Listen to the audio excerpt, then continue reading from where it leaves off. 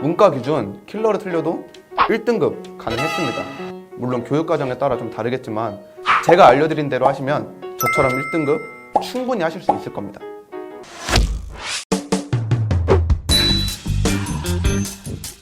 안녕하세요 구독자 여러분들. 오늘은 수학 나형 공부법, 특히 킬러 문제를 제외하고 다 맞는 법에 대해 이야기해보려 합니다. 저는 고2 때부터 킬러 문제는 가끔씩 틀릴 때도 있었지만 그래도 1등급은 쭉 맞아왔거든요. 그렇다면 지금 바로 제 수학 나형 공부법 알아보러 가시죠. 고고링. 여러분들께서 수학 1등급은 좀 재능이지 않을까라는 생각을 많이 하시는 것 같아요. 근데 저도 솔직히 말하면 수학 100점은 좀 재능이 필요하다고 생각을 해요. 하지만 수학 1등급은 재능이 없어도 노력만으로 충분히 이뤄낼 수 있다고 생각을 합니다. 저도 수학 100점 맞을 만큼의 재능은 없다고 생각을 해요. 하지만 노력으로 1등급은 쟁취했습니다. 제 이과 친구 중에서도 저랑 같이 기숙사를 들어온 친구가 있었거든요. 근데 이 친구도 고등학교 수학에 대해 선행을 하나도 안 하고 들어온 상태였는데 나중에는 학교에서 수학하면 얘 이름이 무조건 언급될 정도로 성장을 한 케이스가 하나 있습니다. 아, 확실히 걔는 좀 재능이 있네 라고 하실 수 있지만 그 친구는 주말에 12시간 자습을 주면 13시간 공부하던 아이였습니다. 점심시간에 1시간 반을 줘도 밥을 20분 만에 먹고 나머지 1시간 10분을 자습실 가서 수학에 투자했던 애예요. 그래서 그 친구의 수학 교과서는 거의 찢어져 있는 게 대부분이었습니다. 하도 많이 지워가지고. 이 친구를 보면 그래도 수학은 노력한 만큼 나오는 정직한 과목이라고 저는 생각을 합니다. 그러면 저는 어떻게 노력했는지 한번 알아보러 가시죠. 노배였던 제가 어떻게 1등급까지 갈 수 있었는지 단계별로 설명해 보도록 하겠습니다. 일단 첫 번째는 개념입니다. 개념 공부법은 사실 공부라고 하기도 좀 그런 게 개념은 그냥 무조건 암기하는 겁니다. 암기하는 방법은 아주 간단한데요. 무조건 자주 보시면 됩니다. 그 개념을 익힌 그날, 그 당일날이 정말 중요합니다. 그 당일날은 이렇게 빈 여백에 편국감 정리 뭐 이런 게 뭔지 그대로 옮겨 적을 수 있을 정도로 달달달달 암기해야 돼요. 여러분들이 그 개념을 달달달달 외우셨다면 간단한 예제 문제를 최대한 많이 풀어보시는 걸 추천합니다. 문제집으로 예를 들면 센 원스텝 같은 문제들이요. 이런 예제 문제들을 많이 푸시다 보면 슬슬 그 개념이 좀 익숙해질 거예요. 그 익숙해진다는 말의 뜻은 이런 식의 문제를 보았을 때는 아, 이 개념을 써야 되는구나 라는 생각이 이제 점점 머릿속에 계속 든다는 것입니다. 이런 극한 문제를 봤을 때 어떤 수의 제곱된 형태가 있다면 이거는 등비수열의 극한 개념을 사용하는 게 좋다, 이 생각이 자꾸 머릿속에 드는 걸 말합니다. 저는 이 개념을 배운 그 당일날에 수학의 시간을 엄청나게 투자를 많이 했습니다. 그때를 돌이켜서 생각해보면 전 개념을 배운 날에는 수학에 한 8시간 정도 넘게 투자를 한 것 같아요. 이 개념을 암기하는데 3시간이 넘게 걸렸던 것 같고, 이런 간단한 예제 문제랑 응용 문제를 푸는데 한 5시간 정도 해서 그 개념을 배운 당일날에는 8시간 넘게 투자를 했던 것 같습니다. 우리가 흔히 말하는 그 양치기는 지금 이 정도 수준에서 가장 적합하다고 저는 생각을 합니다. 이제 다음 단계는 2, 3점 정복하기입니다. 근데 사실 2, 3점을 몰라서 틀린다는 거는 그냥 좀 세게 말할게요. 수학 공부를 안 하신 겁니다. 2, 3점 문제들은 보통 개념이 1개, 2개밖에 없는 문제들이어서 그 개념만 알고 계신다면 그냥 1 더하기 1 같은 그런 문제들일 겁니다. B가 2라는 걸 아는 이유는 이 집합이라는 개념 하나만 알고 있어도 풀리는 거잖아요. 그렇듯 2, 3점 문제를 몰라서 틀리시는 분들은 개념 공부를 다시 하고 오시길 바랍니다. 근데 여러분들 이 2, 3점짜리 문제들을 풀 때 정말 주의해야 될 점이 하나 있어요. 이렇게 2, 3점 문제들은 상대적으로 쉬운 문제들이다 보니 급하게 풀어서 빨리빨리 풀려는 그런 경향이 있거든요. 하지만 그렇게 급하게 풀다 보면 그 짜잘한 그 계산 실수들이 생겨요. 그런 것들을 한번 생기기 시작하면 정말 고치기 어려운 것들이거든요. 그러니까 여러분들은 이 2, 3점 문제들을 좀 쉽게 풀 수 있는 정도가 됐다 싶으면 차라리 속도를 좀 늦추고 좀 천천히 풀어보시는 걸 전 추천해 드릴게요. 제 공부법의 마지막 단계입니다. 바로 쉬운 4점과 킬러 문제까지 정복하는 방법입니다. 여러분들도 아시다시피 이 비킬러 문제와 킬러 문제 사이에는 확실히 좀 넘기 힘든 그 벽이 있는 건 사실이에요. 그림을 그려서 한번 좀 표현을 해보도록 하겠습니다. 여기 이제 약간 중킬러 문제들, 여기 이 벽 꼭대기에 킬러 문제가 있는 거죠.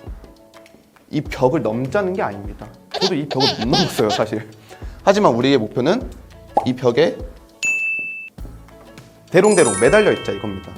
걔도 킬러 문제에 도전하고 다시 뭐 떨어질 수는 있지만 그래도 걔도 이 벽에 매달리려는 시도를 통해서 이 밑에 중킬러들이라도 다 맞자 이겁니다. 그러면 이제부터 이 벽까지 어떻게 도달하는지, 그리고 이 벽에 어떻게 하면 잘 매달릴 수 있는지에 대해 얘기해 보려 합니다. 어려운 문제를 깊게 고민해보자입니다. 제 첫 번째 방법은 답지는 진짜 죽어도 보지 말자입니다. 어렵다고 바로 답지를 보는 순간 그 여러분들의 그 수학적 사고방식은 그냥 거기서 딱 끝인 거예요. 끝. 그 다음에 이 정도 수준까지 오면 이제 하루에 몇 문제는 풀었는지 그건 이제 더 이상 이제 우리가 논할 게 아니에요. 뭐. 대신 그 어려운 몇몇 문제를 얼마나 깊게 고민해봤는지가 가장 중요한 때입니다. 수학 문제가 어렵다라는 거는 그 문제에 어려운 개념이 쓰였다는 게 아니에요.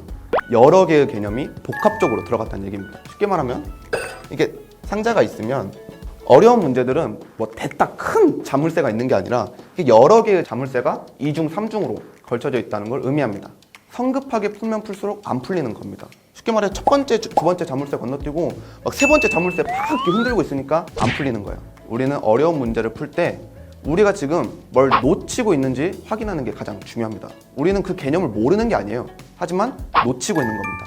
이렇게 어려운 문제에 계속 깊게 고민하다 보고 있으면 우리가 놓치고 있는 개념을 알아채게 되고 그러면 답은 저절로 풀리게 되겠죠? 하지만 그 소위 말하는 킬러 문제들은 이 개념이 적어도 이렇게 5-6개 정도는 들어가 있습니다. 하지만 우리가 이 킬러 문제에 대해 깊게 고민해 보면 2-3개? 많으면 3-4개 정도의 자물쇠는 풀고 이 나머지 2 자물쇠는 풀지를 못해요. 보통 거기에 우리가 막히는 부분일 겁니다. 하지만 좀 더 반대로 생각해 볼게요. 다른 상자가 있다고 칩시다. 우리는 이 킬러 문제를 풀기 위해서 3-4개 정도의 자물쇠는 풀었습니다. 물론 나머지 2개는 못 풀었지만 하지만 반대로 생각해 보면 이 자물쇠 3개짜리 상자는 쉽게 풀 수 있는 그 수준까지 저희가 왔다는 겁니다. 쉽게 말해 이런 것들을 준킬러 문제들을 잘 풀려면 이 킬러 문제에 자꾸 도전해 봐야 된다는 것입니다. 하지만 여러분들 저도 정말 뼈저리게 압니다. 이 킬러 문제에 도전한다는 거는 결코 쉽지 않은 일이에요. 그래도 꿋꿋이 이 킬러 문제를 붙들고 계시면 충분히 준킬러 문제도 극복하실 수 있을 겁니다. 두 번째, 어려웠던 문제는 맞고 틀리고의 문제를 떠나서 무조건 여러 번 푼 다음에 오답 정리해보자 입니다. 처음에는 일단 풀고 풀이 안 보고 답만 맞는지 안 맞는지만 채점합니다. 그리고 만약 여러분들이 틀리셨다면 다시 그 문제에 재도전하는 겁니다. 그러니까 여러분들은 적어도 3번은 다시 도전해보고 답지를 보는 것입니다. 제가 여러분들의 이해를 좀 더 돕기 위해 올해 수학 나형 30번 문제를 들고 와봤습니다. 여러분들은 이제 이 문제를 이제 스스로 푸실 때 어떻게 푸시냐? 여러분들의 풀이를 한번 쭉 써보는 겁니다. 그리고 여러분들의 그 막혔던 부분을 표시합니다. 근데 그 막혔던 이유까지 쓰시는 게 정말 중요해요. 문자는 너무 많은데 이 문자를 제거할 식이 너무 없다. 이런 식으로 이유를 써놓는 겁니다. 그리고 그 밑에다 여러분들의 생각, 그러면 문자를 좀 줄일까, 식을 좀 더 늘릴까, 이런 부가적인 여러분들의 고민을 써보는 것도 좋아요. 이렇게 스스로 막히는 부분을 적어보셨다면 답지를 최대한으로 활용해보는 겁니다. 답지도 전체를 다 보는 것이 아니라 답지를 보다가 여러분들이 그 막혔던 그 부분에 대한 힌트만 얻고 다시 여러분들의 풀이를 수정해보는 겁니다. 근데 또 그렇게 풀다가 보면 또 막히는 부분이 있을 수 있어요. 그러면 그 부분만 다시 답지를 보고 그 부분에 대한 힌트만 다시 얻고 다시 여러분들의 풀이를 수정하는 이 과정을 반복해야 된다는 것입니다. 그리고 저는 준킬러 문제, 이런 문제들은 적어도 2가지의 방법으로 좀 다르게 풀어보려고 노력을 했습니다. 왜냐하면 이런 준킬러 문제들을 다양하게 풀어보는 것 자체만으로도 이미 수학적 사고방식은 확장이 돼가는 것이고, 또 이렇게 준킬러 문제에서 쓰였던 개념들이 다른 기출 킬러에서 쓰이는 경우도 종종 있거든요. 이렇게 어려운 문제를 깊게 그리고 좀 다양하게 고민해보는 것이 여러분들 수학적 그 사고 능력에 큰 도움이 될 것입니다. 여러분들 수학을 잘하려고 막 이런저런 편법을 쓰지 마시고 그냥 무직하게 하시길 바랍니다. 아마 수학은 여러분들을 가장 힘들게 하는 과목일 겁니다. 개념 자체가 매우 어려운 과목이고 그다음에 문제 또한 많이 풀어야 되기에 시간을 가장 많이 잡아먹는 과목일 것입니다. 그리고 수학만큼 공부하면서 자괴감이 많이 드는 과목도 없을 겁니다. 주변 사람들은 너무 잘하는데 그에 비해 나는 못하는 것 같으니까. 하지만 여러분들 주변 사람이 얼마나 잘하는데 그게 뭐가 그렇게 중요합니까? 그러니까 남들을 여러분들과 비교하지 마시고 꿋꿋이 스스로 공부를 잘 해나가시길 바라겠습니다. 여러분들이 지겹게도 들으셨다는 말이겠지만 노력은 여러분을 대신하지 않을 겁니다. 구독하고 좋아요 안녕. 니네도 1등급 받을 수 있어. 수학 1등급 야 너도 할 수 있어. 제 소망을